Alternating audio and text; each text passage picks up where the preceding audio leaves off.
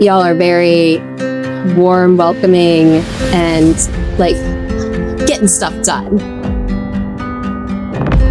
In the States, I was working remote for a big corporation. I really enjoyed my job. I love what I do.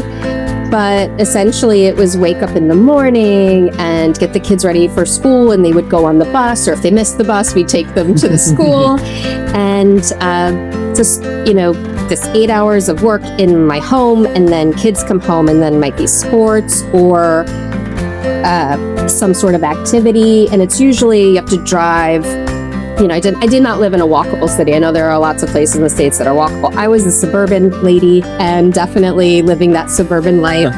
And we would just be exhausted by the end of the day with sort of this rush of being busy and spending money and consuming and just all of these things that you kind of find yourself circling around and around and just being exhausted instead of enjoying the moments. The decision to move to Uruguay really was born from something inside of me that I've always had. I've always wanted to move abroad. My husband and I have always been interested in other cultures, and moving was something we were always interested in. Most recently in my life, I'd realized that I had sort of checked all these boxes that I thought I needed to do. I had a career, I finished school, had a career, had a family, and was just living this very sort of standard United States American life that was wonderful, but it wasn't quite as fulfilling as I thought life could be in middle age. And so, over the past few years, there was COVID. I had my father passed away, my grandmother passed away, and sort of during all of this time and this adversity and change, I really had to look and say, am I living the life? Are we living the life that we wanted to live? Are we showing the values to our children that we've always said and thought that we want to share with them? And so with that, we started to think about what could our life look like if we were really focused on demonstrating and showing and living the values, community, appreciating nature and community and space and freedom, really. And so I think that as we started looking for a place to go and to explore, Uruguay ended up checking up a lot of the boxes that we were looking for. It seems very natural to me in the community that the expectations and just the appreciation for children here is different from where I come from. So, like, for example, at the school, the kids are, responsible for just being able to go to use the bathroom without a bathroom pass, or basically, there are natural consequences, and they're expected to really just live up to being a person entrusted with being a responsible person as a child. And I think I noticed that in children that I see in public, and sort of everybody's reaction and how everybody's very welcoming to families, to children. And I think the kids really kind of step up and feel proud of being treated maybe a little bit more mature. Like Sierra Atlantica Relocation. I kind of knew probably earlier that I thought this could be a really great opportunity pretty early on in my investigation. And then my family and I came for a couple of weeks in November and visited and got a sense for how everything was. And we got home and we were just talking about it and thinking about the trajectory of what our life would be and what it could be. And, there's certain windows in your life that close and open. The windows close and open, right? And it felt like it was open, and it was the right time for us to just step through it.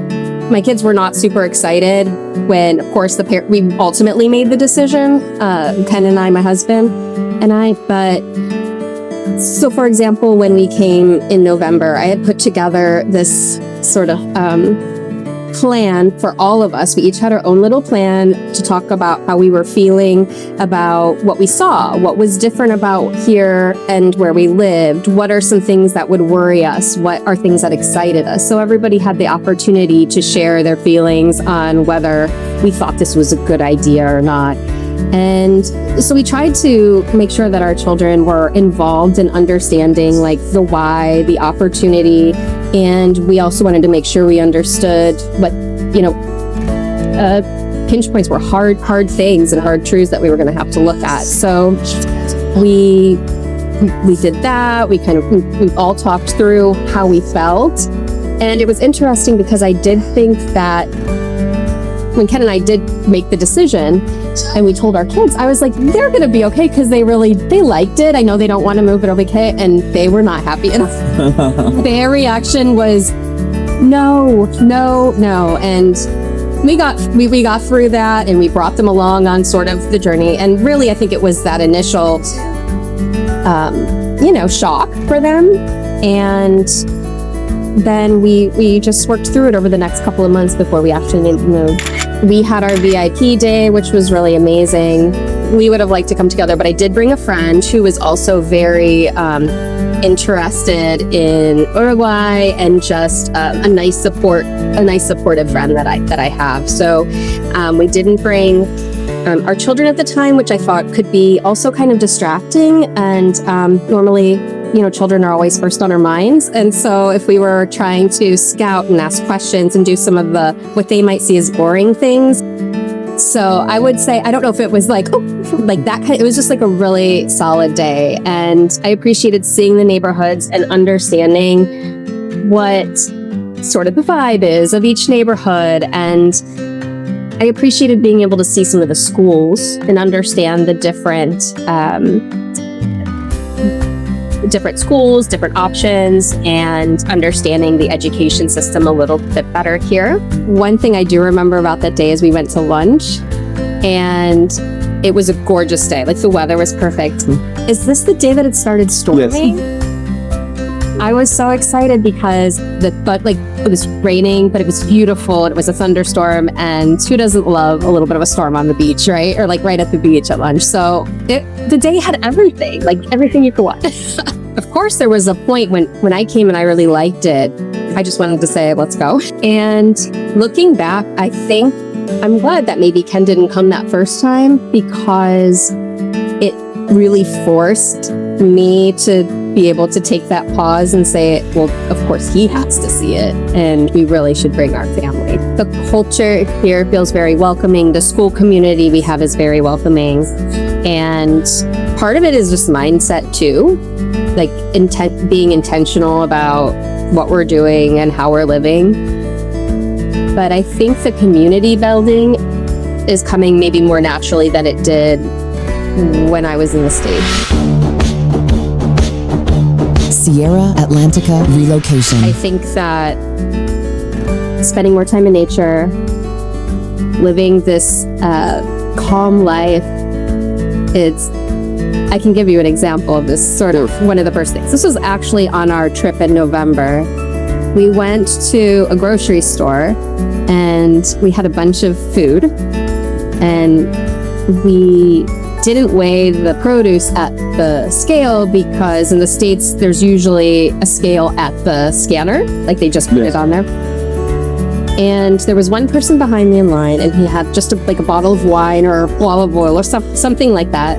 And I'm telling the lady, the cashier, I'm so sorry, we can weigh this and then we'll get back in line later, like after this guy pays. She's, no, tranqui, chill out, lady, And I feel like in the States, if that experience would have happened, the person behind me would have been huffing a little. Not everybody, but that's the general pace of the States is you're inconveniencing me. I'm excited to start up my business and you're helping me with that. So I appreciate that. That'll be exciting to sort of get back into work, but also we're looking at, getting some land and building a home on there and just having more space. So essentially really getting back into work in a more intentional way, and really seeing the kids go through this first year of school is pretty cool and exciting. They've already grown so much and made a lot of friendships, and That's great. I think it's like going through life. It's not, there are certain milestones and things we have to do, but I'm excited to go through the seasons here. It's one of those things where you don't know without it. Like, I could look back and be like, well, I didn't really need all that because it was so easy. But it was so easy because you really helped me through the process. You helped Ken and I through everything. I don't even know half of probably the things that you did to make things really easy for us, but we always knew, what documents we needed, how long things would take, little nuances. I remember even when we went to the bank together to get the payment for the car, which you also set up helping us with the car, you told me sort of the rules or the etiquette of being in a bank and just how things work, which you don't realize how those things that you just sort of know in your home country and how it works and what to expect. Well, I would say do your homework, find a good partner who knows what they're doing, and trust yourself. It might not be right for you, it might be right for you, but you really have to just trust yourself and, thinking about, is there fear or not fear? Like, you're gonna have fear before you do anything. Not anything, but something like this. There's gonna be fear. Once you make your move or your decision, the fear goes away, right? Once we were here, we've done it, and we just keep moving forward and making choices and decisions. And I think you just gotta trust yourself to making the best decision that you can.